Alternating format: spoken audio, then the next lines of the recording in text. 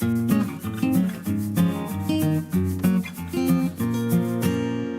Olivier. Est-ce que tu peux nous faire un petit point d'étape sur sur la longue route en général? Bonjour Bruno, bonjour à tous. Petit point d'étape. Donc nous sommes début décembre 2018. La totalité des participants qui devaient partir en 2018 sont partis. 18 au total. Il en reste 10 en navigation, 8 qui ont abandonné pour des raisons diverses et variées dont ils sont les seuls juges. Moi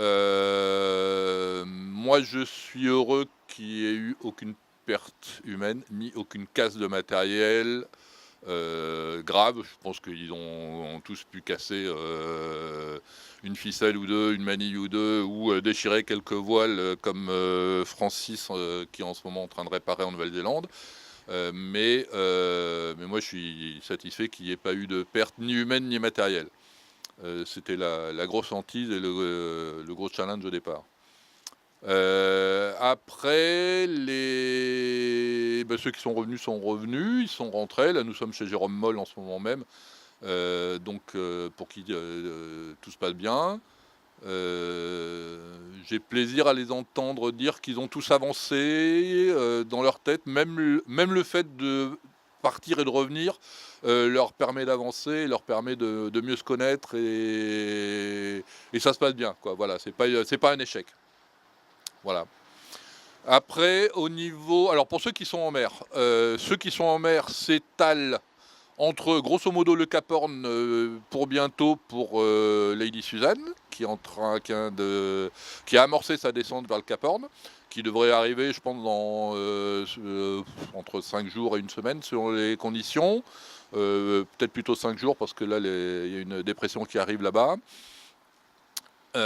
Sinon les autres s'étalent entre la Nouvelle-Zélande et l'est de Bonne-Espérance, puisque tous les bateaux ont franchi maintenant le cap de Bonne-Espérance. Les derniers doivent être à mi-chemin entre Bonne-Espérance et les Kerguelen, à peu près, pour donner un ordre d'idée sur la carte. Tout le monde va bien. Là, les conditions météo sont bonnes dans l'océan Indien maintenant, puisque l'été est le printemps est bien installé et l'été arrive dans l'océan austral. Donc là, les conditions météo sont bien installées, il fait beau, ce qui leur permet aussi de tirer plus au sud. Là, les derniers sont vers 42-43 degrés sud, ce qui leur permet d'être dans le bon sens par rapport à l'anticyclone qui s'est installé. Donc ils ont du beau temps, ils avancent bien. Voilà. La grosse série de mauvais temps est passée. Les deux dernières grosses séries de mauvais temps, ça a été celle juste au Cap de Bonne-Espérance, qui a frappé le Cap de Bonne-Espérance et qui a conduit Andrea Fonfani et Manu Munoz à abandonner. L'autre série, c'était celle qui a conduit Franche et Francis à s'arrêter en Nouvelle-Zélande, puisque Francis a déchiré toutes ses voiles d'avant. Ce qui montre que voilà, les voiles de série ne sont pas prévues pour des périples comme ça, on le savait, voilà, c'est la confirmation un petit peu. C'est vraiment c'est un voyage un peu particulier. Voilà. Ceux qui ont des problèmes techniques, qui ont cassé un petit peu, est-ce que tu peux en dire deux mots Alors les problèmes techniques qui ont été rencontrés ont été comment dire, pour l'essentiel, c'est soit des problèmes de gréement, soit des problèmes de matériel annexe mais important, du style les régulateurs d'allure, qui se révèlent décidément trop fragiles. Notre ami Georg Schimmelpfennig a eu aussi un gros problème, donc il s'est arrêté, j'ai oublié d'en parler tout à l'heure, il s'est arrêté à Cape Town également.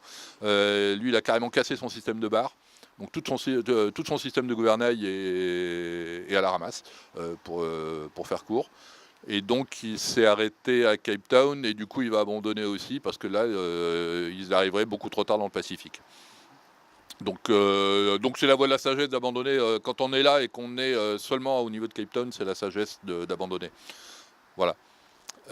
Après, je pense pas que ce soit des problèmes spécifiques de fiabilité du matériel. Je pense que c'est plus des problèmes de disproportion, d'effort dans le temps entre le matériel proposé et qui n'est pas fait pour l'océan austral, qui n'est pas conçu pour l'océan austral, ça peut se concevoir, et puis les efforts qu'on rencontre là-bas. Je pense que tous les bateaux qui partent là-bas, c'est à chaque fois il faut customiser, renforcer, customiser, et voilà, on ne peut pas le faire avec des bateaux aux normes habituelles. Donc sinon, ceux qui sont pas partis cette année, mais qui vont partir sur 2019. Alors, ceux qui n'ont pas pu partir en 2018 pourront partir en 2019. Donc, ils sont au nombre de 6 de mémoire, à savoir, dans le désordre, Bruno Chalard, Alessandro Russo, italien, Samir Antribouzard, algérien, Bruno Chalard est français, Monica Matisse, qui est polonaise et navigue sous pavillon britannique, qui est-ce que j'oublie, Philippe Perrin et moi-même français. Voilà. Donc les départs sont prévus. Comme en 2018, on reconduit les départs, liberté de départ donc, pendant l'été 2019, de manière à être à la bonne saison, au bon endroit dans le Grand Sud. Voilà. A priori, tout le monde, j'ai reposé la question de savoir s'il y en avait qui préféraient ne pas partir, etc. Réponse unanime pour le moment, tout le monde repart. Voilà. Et donc, alors, Anders Eriksson, finalement, après s'être arrêté, après sa blessure, s'est arrêté aux Canaries et s'être soigné aux Canaries, a décidé de repartir, sans idée d'aller jusqu'au bout, ni etc. Simplement pour aller revoir un peu la grande houle du Grand Sud et les albatros, et remonter sagement. Et puis finalement, il a tourné à gauche, et il a passé Bonne Espérance, et il est maintenant dans l'océan Indien en train de continuer. Et aux dernières nouvelles que j'en ai eues, il continue. Voilà. Voilà. Donc c'est l'histoire d'un abandon. Voilà. Mais pour la longue route, c'est très bien. Voilà, la longue route, c'est un chemin. Alors, certains donnent beaucoup de nouvelles, certains ont les moyens de communication qui leur permettent d'envoyer des photos.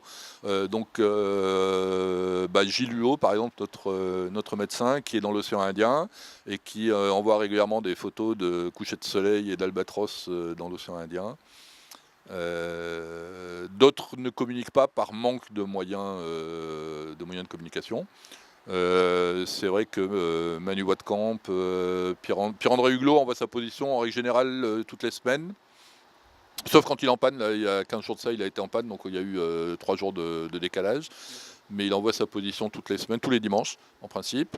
Manu Wattkamp envoie la position quand il a le temps, quand il y pense, quand il a l'argent, quand il a le budget pour acheter un petit peu quelques minutes d'Iridium.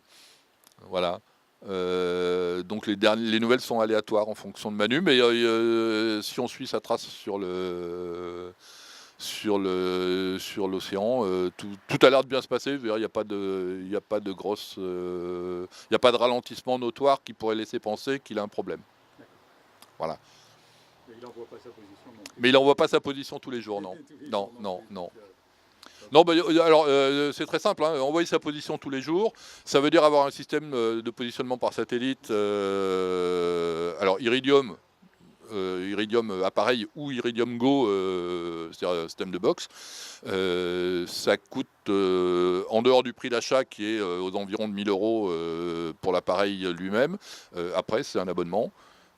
Donc l'abonnement Iridium Go c'est 160 euros par mois, l'abonnement Voix c'est X dizaines d'euros, mais on est au-delà de 100 pour un abonnement à 500 mégaoctets, donc c'est quand même des gros budgets, quoi. Voilà, c'est quand même des gros budgets.